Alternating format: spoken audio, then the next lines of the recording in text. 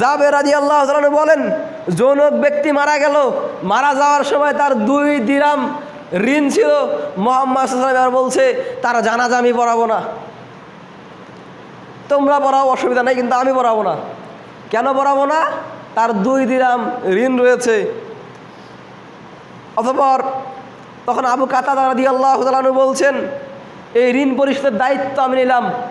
এরপর মুহাম্মদ সাল্লাল্লাহু আলাইহি ওয়াসাল্লাম বলছেন যে ঋণ গ্রহীতাকে পাওয়া, ঋণগ্রস্তকে পাওয়া গেল এবং মাইয়ের দায়মুক্ত হলো। কাতাদা রাদিয়াল্লাহু তাআলা আনহু বলছেন যে জি হ্যাঁ, আমি ঋণ, এটা সঠিক। তখন মুহাম্মদ সাল্লাল্লাহু আলাইহি ওয়াসাল্লাম জানাজা পড়ালেন। জানাজার একদিন পরে মুহাম্মদ সাল্লাল্লাহু আলাইহি ওয়াসাল্লাম কাতাদা রাদিয়াল্লাহু তাআলার কাছে গেলেন এবং বললেন যে তোমার 2 দিরহামের অবস্থা কি? কাতাদা রাদিয়াল্লাহু তাআলা বলছেন যে গতকালকে তো মারা গেল, দিয়ে দিব। মুহাম্মদ সাল্লাল্লাহু চলে গেলেন। পরের দিন মুহাম্মদ সাল্লাল্লাহু আবার আসলেন, বলছেন যে তোমার 2 দিরহাম কি দিয়েছো? এবার কাতাদা রাদিয়াল্লাহু তাআলা বলছেন যে হ্যাঁ, পরিশোধ করেছি।